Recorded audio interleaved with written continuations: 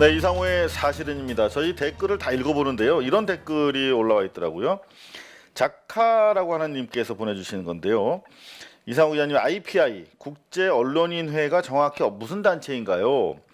오늘 10월 17일자 기사에 나오던데 이 단체가 어떤 단체인지 잘 몰라서 여쭙니다. 제 판단에는 통일부의 이번 탈북민 기자에 대한 취재 배제 결정 말하는 거죠. 이 결정이 남북 간의 특수성, 그 상황의 특수성에 감안한다면 국제 언론의 비난 성명까지 받을 정도로는 심각하게 안 보였거든요. 라는 질문을 보내주셨어요. 국제 언론인회에 대해서 오늘 사실을 밝혀드리려고 합니다. 이 사진 기억나십니까? 2007년 노무현 정부 시절에 하반기였죠.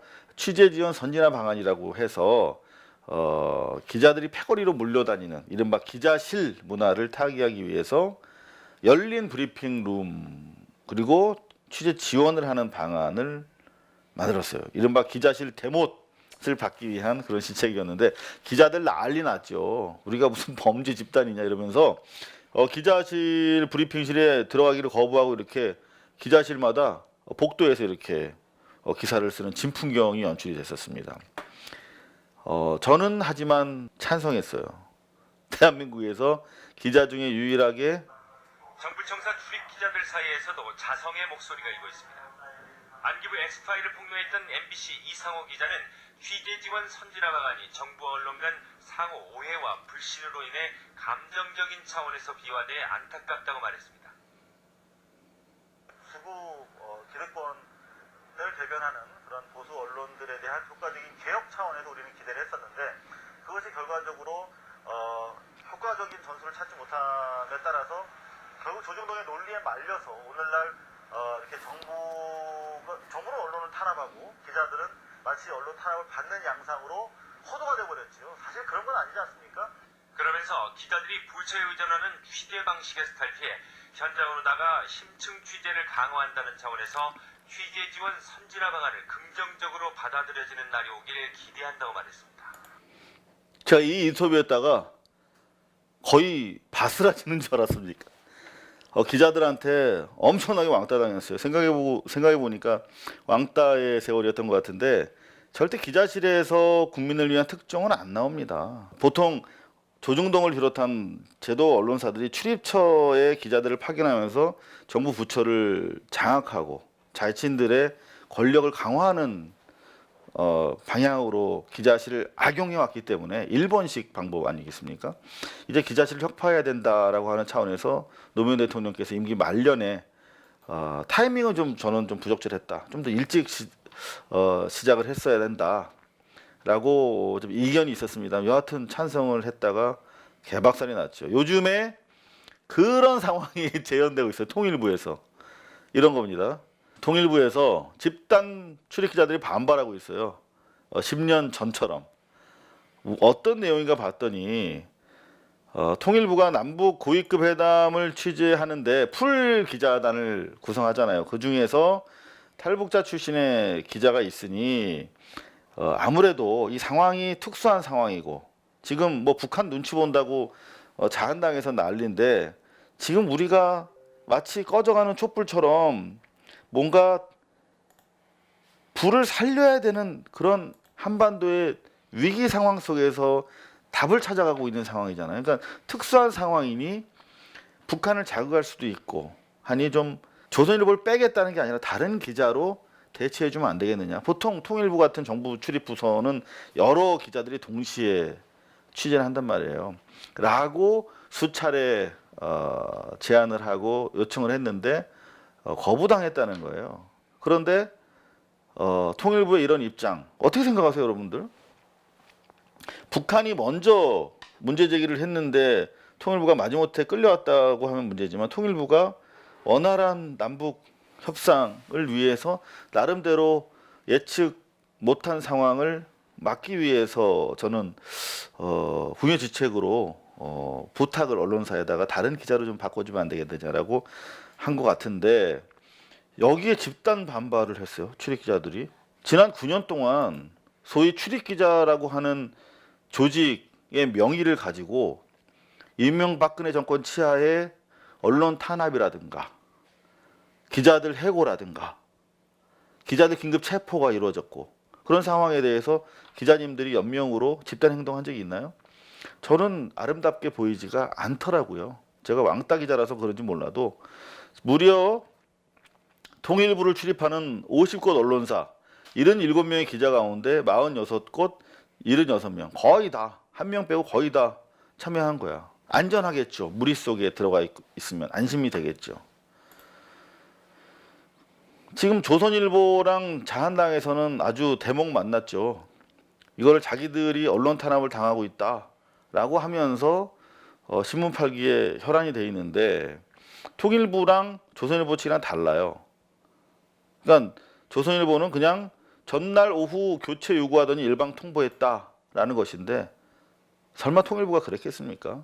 상대가 조선일보인데 여러 차례 요청을 했다는 것이에요. 그런데 일방 통보가 이루어졌다 이렇게 조선일보는 강변을 하고 있는 것으로 보입니다. 이런 와중에 정말 이색적인 뉴스가 떴어요. 조선일보 노조 세습 체제 언론 탄압을 화두로 지금 방상훈 일가와 한번 싸우고 있잖아요. 지금 노조가 여기서 오히려 기자단은 77명 중에 76명이 연명으로 자기들 언론 자유를 수호해야 된다. 지난 9년 동안 가만히 있더니 이렇게 들고 나왔는데 취재 불허와 관련해서 언론도 책임을 되새겨야 하지 않을까? 라고 하는 입장을 내놨어요. 신기하죠? 그래서 읽어봤어요. 그랬더니 박준동 위원장인데 북한에 조그마한 빌미도 주지 않기 위한 결정이라는 설명이지만 특정 언론이나 언론사를 취재해서 제외하는 방식은 언론 자유에 대한 침해라고 전제는 해요. 물론. 하지만 이 상황을 바라보는 국민 여론이 우호적이지만 않다. 왜 그러냐. 이 평화체제 구축이라고 하는 것이 마치 핵폭탄을 우리가 분해하는 그런 떨리는 손으로 임하는 작업처럼 매우 험난하고 세심한 조율이 필요한 시대적 과제잖아요. 매우 신중한 접근이 필요하다. 실타래를 풀어가는 과정에서 언론도 긍정적이든 부정적이든 영향을 끼치기 마련인데 정부를 비판함과 동시에 책임 있는 언론의 자세를 되새겨 봐야 하지 않겠느냐 말이야. 이런 식으로 얘기하고 있어요. 책임 있는 언론이라면 남북회담 취재에서 탈북민 출신 기자를 보내는 것이 협상 상대에게 어떤 영향을 미칠지 고려해 보는 것이 바람직하지 않겠느냐는 거죠. 탈북민들을 폄하하거나 불평등을 주자는 것이 아니라 기회를 뺏자는 것이 아니라 이런 상황에서 한 번쯤 고려해 볼 만하지 않느냐 이거죠. 실제로 김명성이라는 기자가 어떤 기사를 썼나 봤더니 청와대에 쏟아진 김정인 호평 지금 김정은에 대해서 덕담도 하고 뭐 그런 부분이 있잖아요 지금.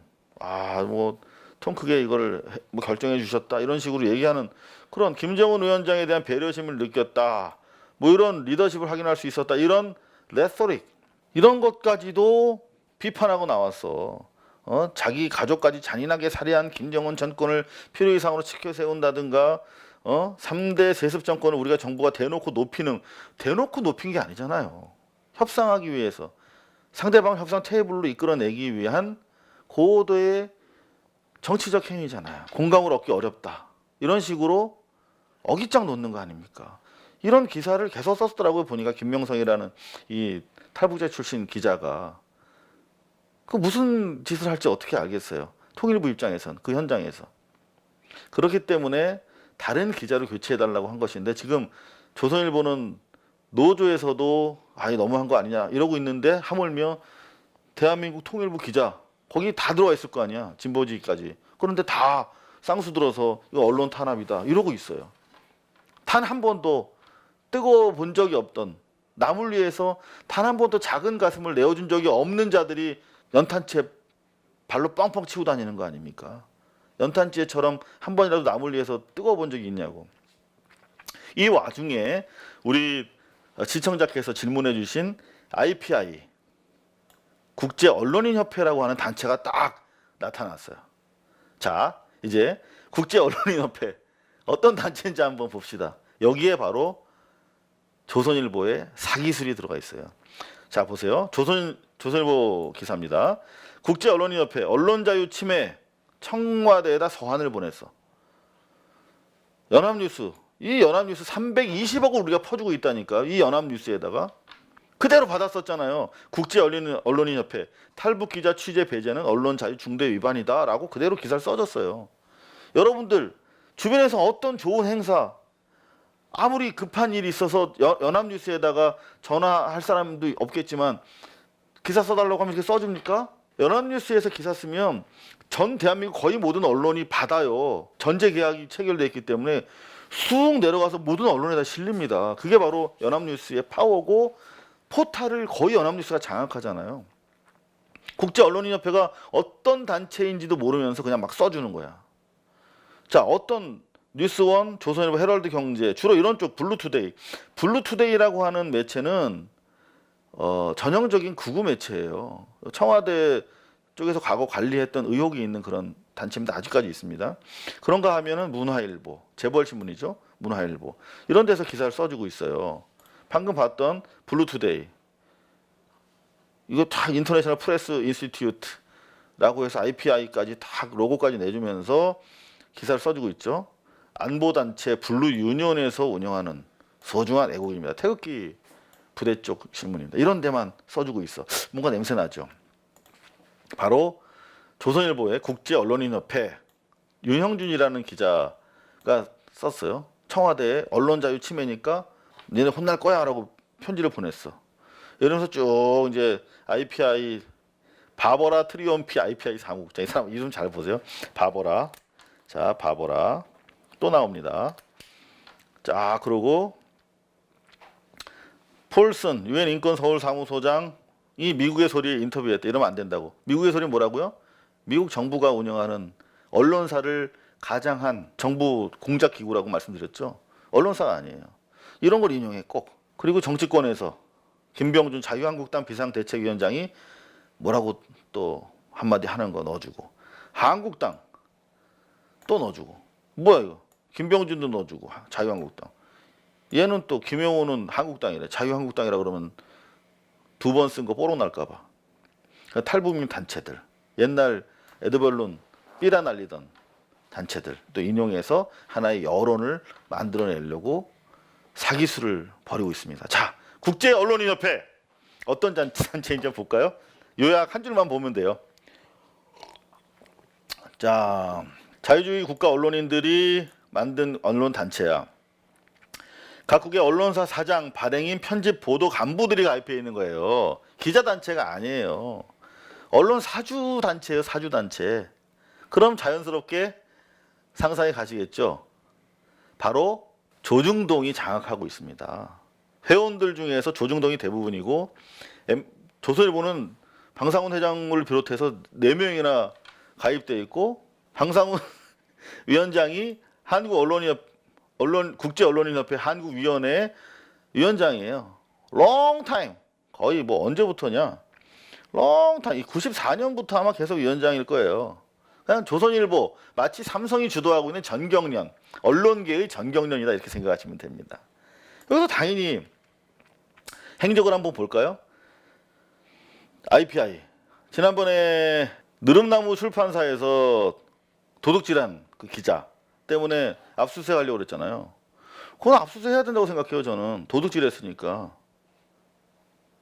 그 행위 자체가 물론 의도도 나빴지만 행위 자체가 명백하게 불법이잖아요. 그런데 기자라고 하는 이유로 의도도 나빴는데 행위까지도 나빴는데 그 면책이 되면 그러면 다 기자들이 절도하고 다녀야겠네요. 무슨 자기 병마 절도사야? 그때도 국제언론인협회 IPI 이거 방상훈이 주도하는 전경련이라고 생각하시면 돼요. 여기서 보도국 압수수색, 기자의 취재원 보호 권리 침해. 자기가 도둑질한 단체의 장이야. 깡패 두목인데 자기네가 만든 깡패 단체에서 성명을 내고 마치 그게 국제 언론인들의 어떤 민주적이고 기자들이 많이 참여하고 있는 그런 단체인 것처럼 여론 조성할 때마다 써먹고 있잖아요. 자기가 여기 장이면서 웃기지 않아요? 자, 보세요. IPI는 한국 언론개혁 법안 때도 계속 딴줄 걸면서 반대했겠죠. 그때마다 계속 한국언론인협회, 국제언론인협회 한국위원장 IPI 위원장 방상훈 조선일보 계속 언론 개혁 때마다 계속 반대. 그런가 하면 자 보세요. 조중동 다 들어가 있으니까 언론 개혁, 신문법 개혁을 통한 언론 개혁할 때도 동아일보에서 기사 사설 써. 세계 언론이 우려하는 신문 악법. 세계 언론이 뭐냐면 자기네들이 조중동을 비롯해서 조선일보가 주도하고 있는 IPI 한국위원회 명의로 딱 성명 쓴 다음에 얘들이 반대하면 세계 언론이 반대하는 거야. 이거는 그야말로 정말 너무나 후진 사기극 아닙니까, 여러분? IPI는 언론 자유가 보다 나은 세계를 만든다는 신념으로 만들었어. 이 법을 발의한 열린우리당은 물론 이를 합의에 통과시킨 한나라당도 나라 망신을 시키는데 부끄러운 줄 알아요. 나라 망신을 언제 시켰어? IPI 지네가 이거 나라 망신이라고 해놓고 자기들이 법인 거야. 자, 그런가 하면 좀 화나네요. 2007년 8월 30일 아까 말씀드렸던 요때 기자들 막 농성하고 저 찬성했다가 왕따 됐을 때 그때도 또 다 이렇게 조선일보가 노정권의 언론 대못질 그래가지고 사설 썼었어요. IPI는 언론의 유엔으로 불리는 세계의 대표적 언론 단체라고 지들이 막 자화자찬해. 지네 친목 단체, 이권 단체인데. 자, 그래가지고 뭐라고 했냐면 새 규제는 국민에게 정보를 알려야 하는 언론의 역할에 부정적인 영향을 줄 것이다. 이렇게 하고 있어요. 언론에 대못질만 하고 있는 게 아니라 나라와 자신의 위신에도 대못을 받고 망치질을 하고 있다. 라며 틈나는 대로 자기들의 이해 신문 장사 그때 방송이 없으니까 위협받는 순간마다 자기들을 보호하기 위해서 내세웠던 자신들의 친목 단체입니다. 속지 말으셔야겠습니다. 월터 크롱카이트라고 미국의 손석희로 추앙받는 사람이에요. 대통령보다 월터 크롱카이트의 말을 믿는다는 말이 있을 정도로 이번에 통일부의 대책에 대해서 한 번도 민주화, 언론 탄압, 세월호 당시에 기자들 연명으로 희생을 무릅쓰고 저항하지 않았던 출입처 기자들의 집단 행동을 보면서 한마디 해주려고 월터 크롱카이트 선배님의 글을 가져왔습니다. 함께 기자들이라면 반성하는 마음으로 들어봤으면 좋겠어요. 먼저 자신에게 떳떳하라. 머리로 기억하지 말고 가슴으로 느껴라. 기자가 되기 위해서는 많은 용기가 필요하다. 인기 없는 스토리를 보도하면서 당신 이웃의 잘못을 지적할 수 있는 용기. 사실 보도를 하면서도 온갖 비난을 감내할 수 있는 용기. 동료들의 잘못을 과감하게 지적할 수 있는 용기가 있어야 한다. 우리 언론은 흔히 떼거리로 몰려다니며 취재한다는 말을 듣는다. 기자 진리 같은 거죠. 만약 그 무리에서 떨어져 나와 취재를 하게 되면 동료들의 비판을 받거나 비웃음을 산다. 하지만 하고 있는 일이 옳다고 생각되면 용기를 갖고 밀어붙일 줄 아는 기자가 되어야 된다. 그리고 그 무리들과 다른 시각으로 보도하는 것을 두려워해서도 안 된다. 98년에 내셔널 프레스 클럽 창립 90주년 기념 만찬 연설인데요. 과연 이번에 통일부의 고육주책 조선일보에 대해서 그야말로 읍소를 했던 정책 같은데 거기에 대해서 반대해서 집단 행동을 한 기자들, 대한민국의 기자들 과연 월터 크롱카이트의 이 말씀에 떳떳한지 자문해 봤으면 좋겠습니다. 우리 시청자 질문 IPI 어떤 단체인가요? 설명과 함께 전해드렸습니다. 감사합니다. 고발뉴스 유튜브 채널 뉴스방은 이상호의 사실은 7회 방송을 통해 고발한 삼성전자 수천억 비자금 환수를 위해 청와대 국민청원을 시작했습니다. 여러분의 많은 관심과 참여 부탁드립니다.